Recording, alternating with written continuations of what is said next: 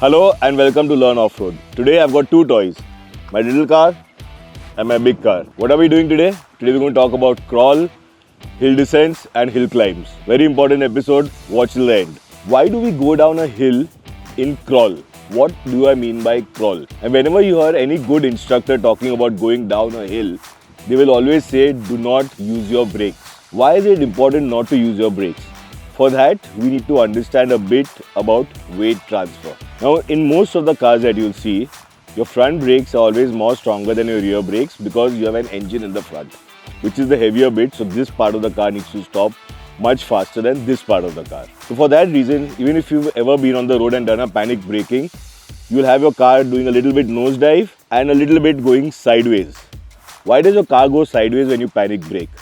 The reason is, as soon as you brake suddenly, your weight transfers in the front because the front wheels have locked and there is weight on it, so there's better traction, and your rear suspension unloads. So car goes a little bit nose down. When the rear suspension unloads, your tires lose grip and the rear of your car wants to overtake the front. How does it overtake the front? Not that way, but that way.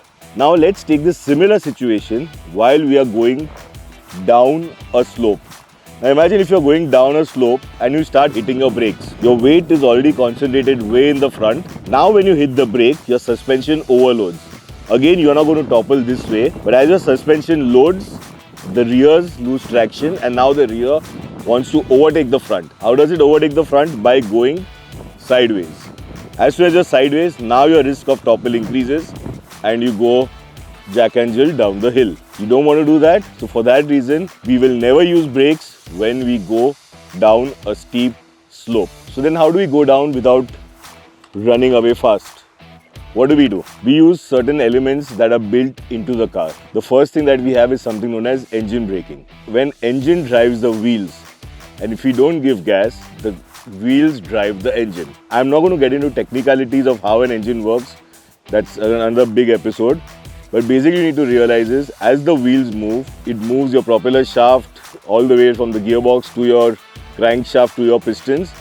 And as the pistons go up and down against the engine compression, it slows the car down. Diesels have a higher compression, so diesels crawl better.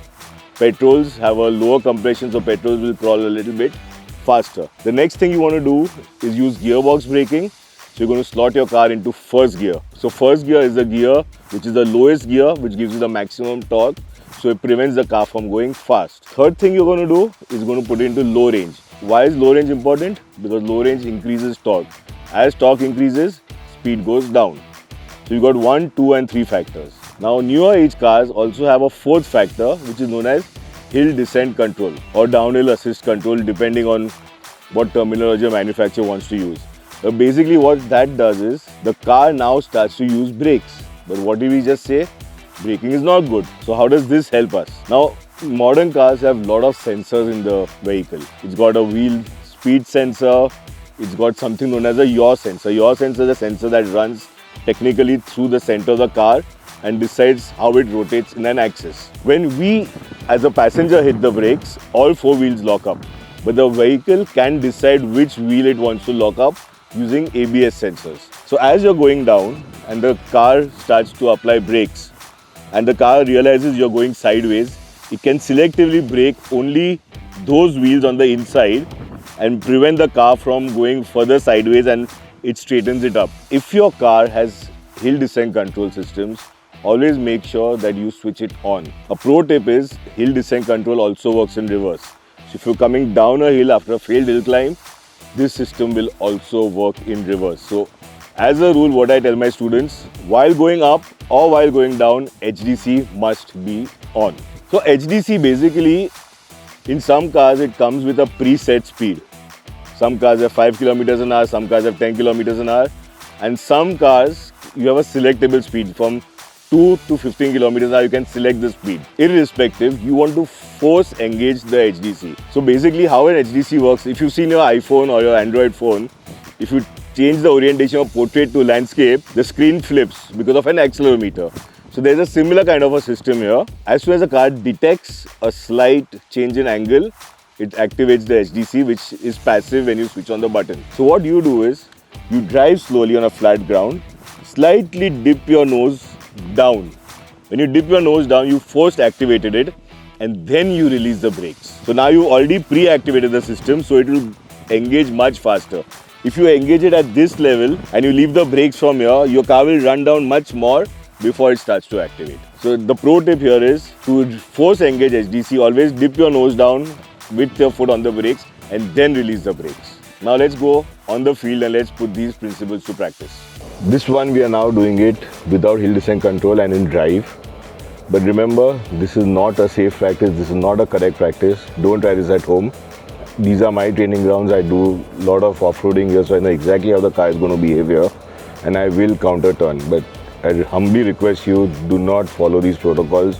Always while going down, hill descent control, first gear and low range. Right now, all I'm doing is low range and foot on the brake.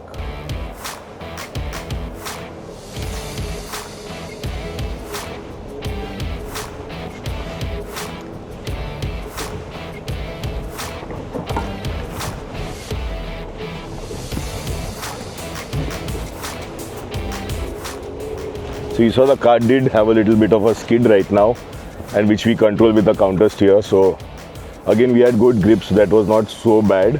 But if this was wet, we would already be going sideways down the hill. So do not do this. We are back on the same slope. Now what I'm going to do, first gear, I'm already nose down. Now I'm going to engage hill descent control, and now I'm going to completely leave the brakes. The car is now going to brake and prevent me from sliding around by braking the wheels that need braking and don't want it to speed up. Here goes.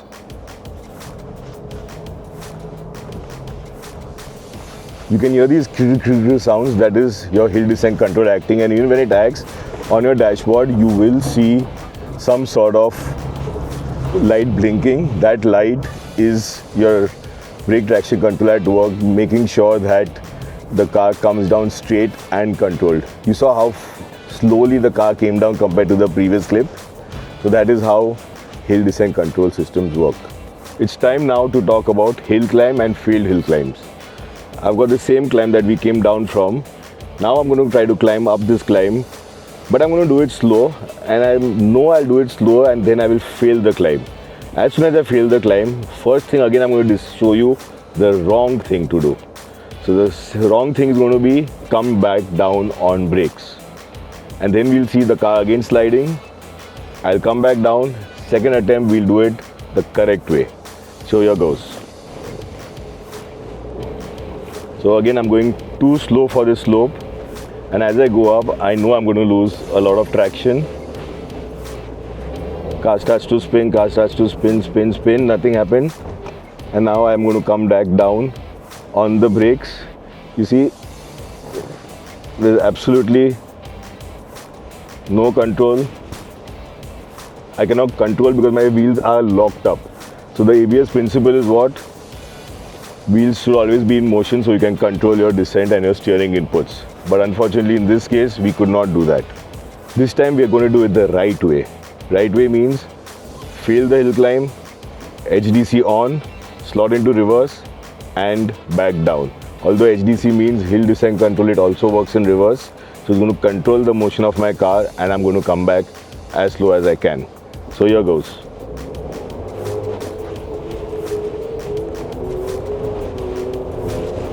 So I failed the hill climb. 1-2 seconds, I've already finished. I'm not on brakes at all. My foot is completely off, but I'm still going controlled, easy and slow. Always my eyes out on the mirrors and the central camera screen, so I know exactly where I'm going. And once I'm onto flat ground, now I can reassess why the climb failed, and then I can maybe take another line, maybe increase speed, and then go up and make the climb. So if you have a loose sandy climb like this, if you stick it into D, what's going to happen is the car is going to optimize gearing in, because it's tuned for efficiency as well. And then what's going to happen is she will suddenly shift to D and you fail the hill climb. So what again we're going to do? We're going to go back down, standard protocol, failed hill climb, and no brakes, controlled reverse and come down. So here what we need to do is we need to force the car not to shift gears. If I put it in 1, I'm going to go too slow.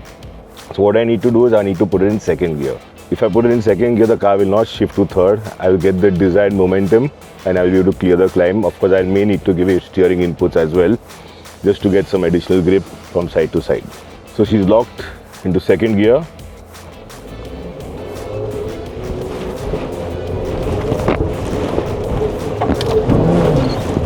And steering inputs, and we are through. So every slope demands a separate gearing, a separate technique to drive. Learn the right way so you will be safe, you don't damage your car, you don't damage your drivetrain, and you make it up the slope without any drama.